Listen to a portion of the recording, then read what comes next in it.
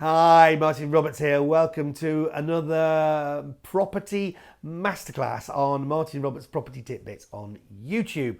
Make sure you like this video, make sure you subscribe to the channel.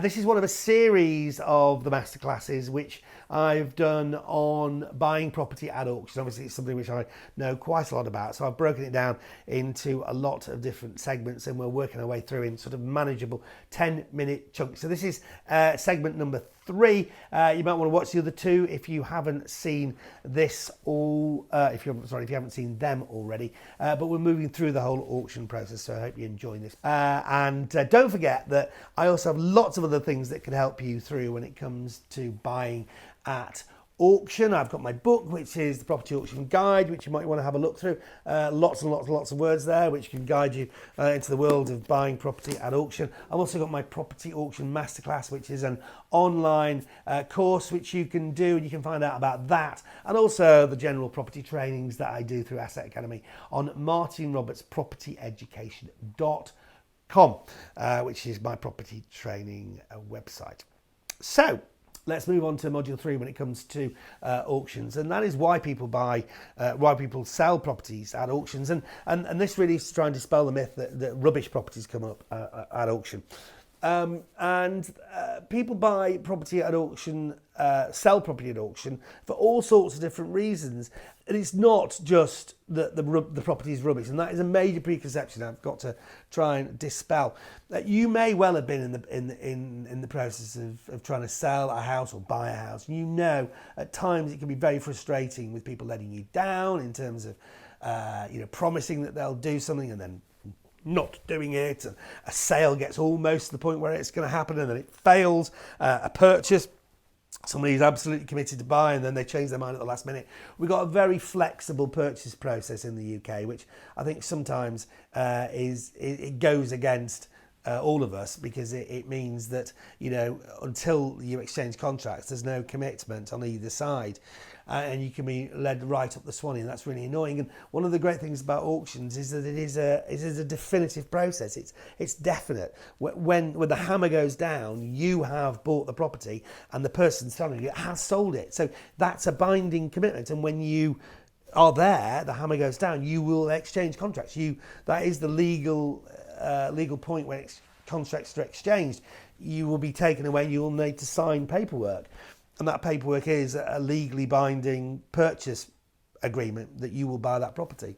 But that surety, rather than being a scary thing, I think is a good thing. It enables you to know that you are going to be successful in that purchase, and as you move on through your property investing career, the fact that you know that you've got another property that's coming into the process, and you've got a team of builders who can work on it, that surety is something which is really, really, really helpful. So rather than being a hindrance that it happens quick, it's actually a majorly good thing.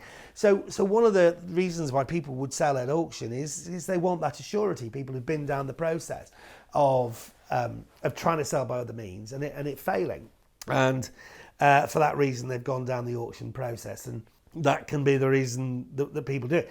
Personal reasons, people just want to get that property sold. They want a new life, perhaps. Maybe they're emigrating. Maybe they've got other things they need the money for. So that's one reason why properties end up at auction. Estate sales, probate sales. Okay, so if somebody dies, then often the trustees, the executors of the will decide that an auction is the best and fairest and least controversial way, or open to any kind of dispute way of selling the property. They'll put it into an auction because that will be deemed to have got a fair price for that property. A lot of local authorities, councils, housing associations, they tend to sell their properties through auction, as do banks and building societies. So given that, the kind of properties that come up for auction are many and varied. So you will get your standard 2 up, 2 down terraces, and you will get your family homes.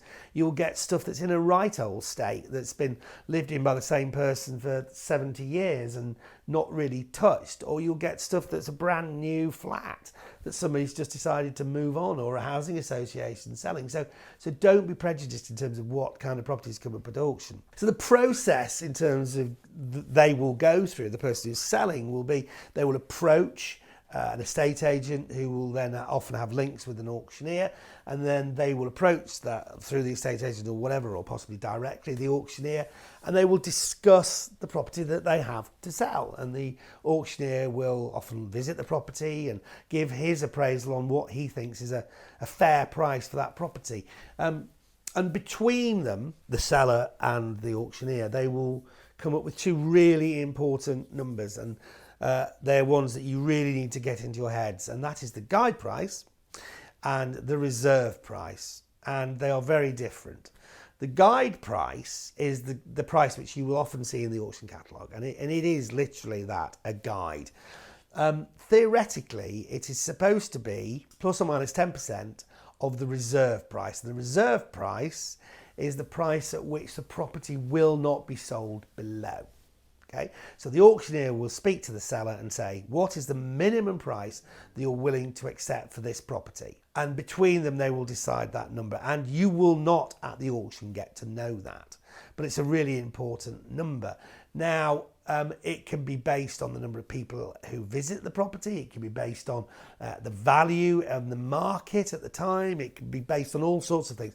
And it doesn't need to be fixed until literally just before the auction. So you won't get to know about it. There's nothing you can do about it. But theoretically, the guide price is supposed to be set at 10% rather, plus or minus 10% of that reserve price. So if it's decided the house won't be sold for less than £100,000, that's the reserve price.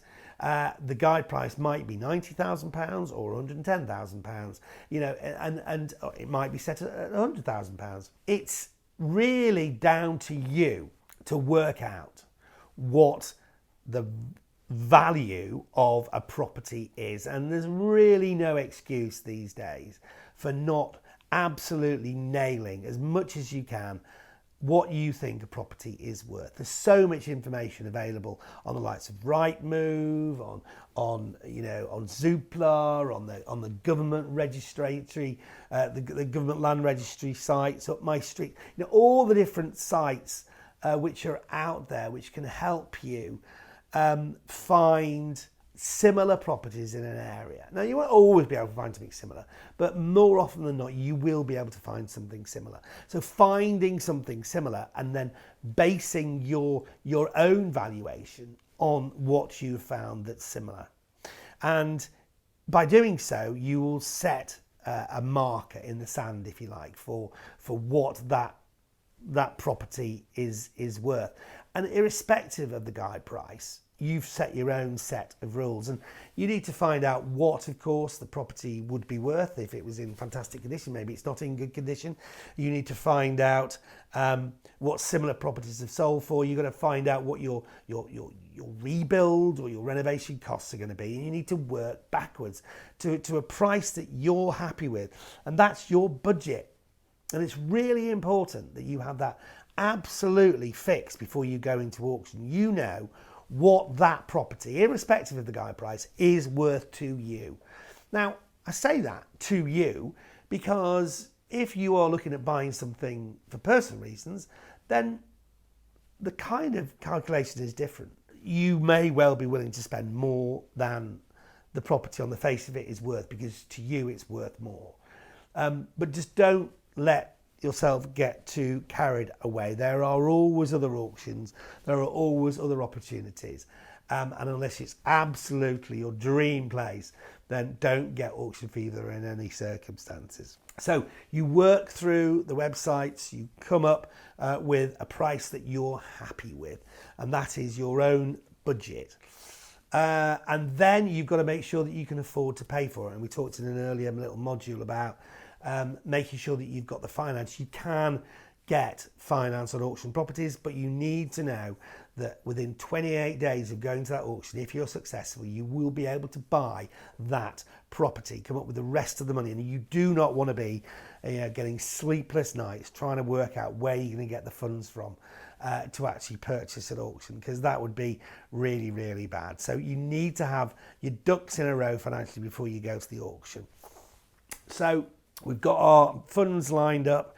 We've honed down a particular property, and now we've done our research and we know what that property should go for in our own mind perhaps, but we know what we're willing to pay for it. So then it's time to go to the actual auction. So let's talk that through in the next module. For now, I hope you enjoyed this. Make sure you like this video. Make sure you subscribe to Martin Roberts Property Titbits, and do look out for those training opportunities that I provide on martinrobertspropertyeducation.com, and also through Asset Academy, and also the online course which I've done, which is my Property Auction Masterclass and the book. But for now, I hope you've enjoyed this, and there'll be another segment coming very soon.